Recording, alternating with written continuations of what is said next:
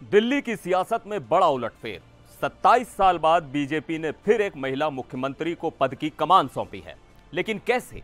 आखिरी पलों में कैसे रेखा गुप्ता के नाम पर मुहर लगी? कौन थे वो लोग जिन्होंने उनके नाम को आगे बढ़ाया और पीएम मोदी ने क्यों दिया उनका साथ? आज आपको पूरी इनसाइड स्टोरी बताएंगे, हर एक मोड़, हर एक मीटिंग की पूरी कहानी। नमस्कार, मैं हूं सिद्धार्थ प्रकाश। तो दिल्ली को नई मुख्यमंत्री मिल गई हैं, रेखा गुप्ता। लेकिन यह फैसला अचानक नहीं हुआ। इसके पीछे लंबा मंथन, गहरी राजनीति और कई बड़े नेताओं की सिफारिशें शामिल थीं। दिल्ली बीजेपी के अंदर खाने में जो मंथन चला, उसे समझना जरूरी है। अब सवाल ये कि रेखा गुप्ता ही क्यों? कौन कौन से नाम थे दौड़ में और आखिरी समय में कैसे उनके नाम पर मुहर लगी?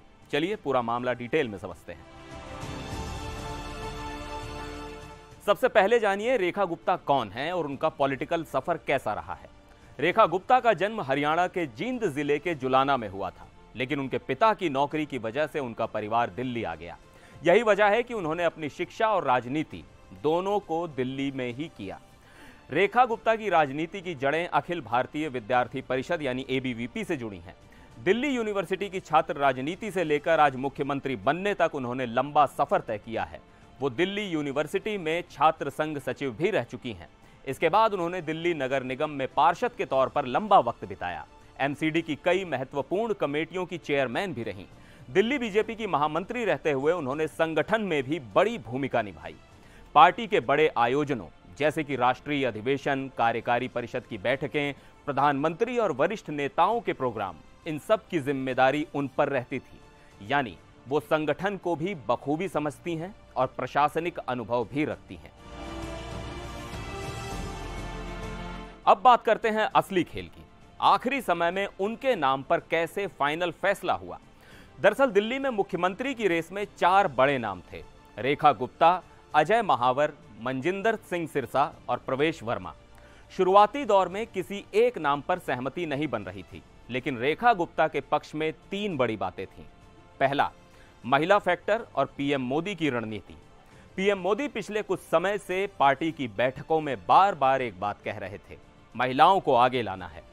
27 साल पहले भी दिल्ली में बीजेपी सरकार की कमान एक महिला मुख्यमंत्री यानी सुषमा स्वराज के हाथों में थी। पीएम मोदी चाहते थे कि दिल्ली में महिला लीडरशिप को फिर से आगे लाया जाए। इससे महिला वोटर्स को मजबूत संदेश जाएगा और बीजेपी की महिला सशक्तिकरण की छवि को फायदा मिलेगा। नंबर 2, आरएसएस और एबीवीपी का सपोर्ट। रेखा गुप्ता की राजनीति आरएसएस की छात्र इकाई एबीवीपी से शुरू हुई थी और यही उनकी सबसे बड़ी ताकत बनी। बजरंग लाल, जो दिल्ली आरएसएस के बड़े नेता हैं, उन्होंने बीजेपी नेतृत्व से कहा कि अगर महिला को मौका देना है तो रेखा गुप्ता बेस्ट ऑप्शन है। सुनील बंसल, जो पहले यूपी बीजेपी के संगठन महामंत्री थे और अब राष्ट्रीय महामंत्री हैं, उन्होंने भी उनका समर्थन किया। एबीवीपी के पुराने कनेक्शन भी उनके हक में गए। धर्मेंद्र प्रधान, जो अभी केंद्रीय मंत्री हैं, उनकी पत्नी रेखा गुप्ता की अच्छी दोस्त हैं।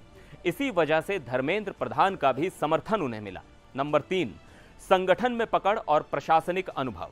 रेखा गुप्ता सिर्फ संगठन की नेता नहीं हैं, बल्कि एमसीडी में पार्षद रही हैं। प्रशासनिक कामकाज का अनुभव है और पार्टी की अंदरूनी राजनीति भी समझती हैं। बड़े आयोजनों और रणनीतिक बैठकों में हमेशा उनकी भूमिका रही।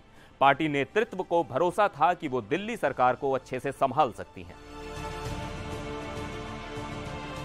जब इतने बड़े दांव लगे हों तो फैसला लेना आसान नहीं होता। बीजेपी अध्यक्ष जेपी नड्डा ने जब रायशुमारी की तो रेखा गुप्ता का नाम सबसे तेजी से उभरा। केंद्रीय नेतृत्व ने 4 नामों की लिस्ट तैयार की: रेखा गुप्ता, अजय महावर, मनजिंदर सिरसा और प्रवेश वर्मा। ये लिस्ट पीएम मोदी के पास गई और फिर हुआ फैसला। पीएम मोदी ने कहा कि महिलाओं को आगे लाने का समय है और रेखा गुप्ता के नाम पर मुहर लगा दी गई। अब दिल्ली को गुरुवार दोपहर 12 बजे रामलीला मैदान में नई मुख्यमंत्री मिलने जा रही हैं। वो शालीमार बाग सीट से विधायक बनी हैं और अब दिल्ली सरकार की जिम्मेदारी संभालेंगी। उनके सामने बड़ी चुनौतियां हैं: एमसीडी और दिल्ली सरकार के तालमेल से लेकर बीजेपी के वोट बेस को मजबूत करना। तो ये थी दिल्ली के नए मुख्यमंत्री के चयन की पूरी इनसाइड स्टोरी। रेखा गुप्ता को अचानक नहीं चुना गया, बल्कि लंबी प्लानिंग और हाई लेवल रणनीति के तहत उनकी ताजपोशी हुई। अब देखना होगा कि क्या वो दिल्ली में बीजेपी की पकड़ को और मजबूत कर पाएंगी। आपको क्या लगता है, क्या बीजेपी ने सही फैसला लिया? कमेंट में अपनी राय बताइए और इस वीडियो को शेयर कीजिए।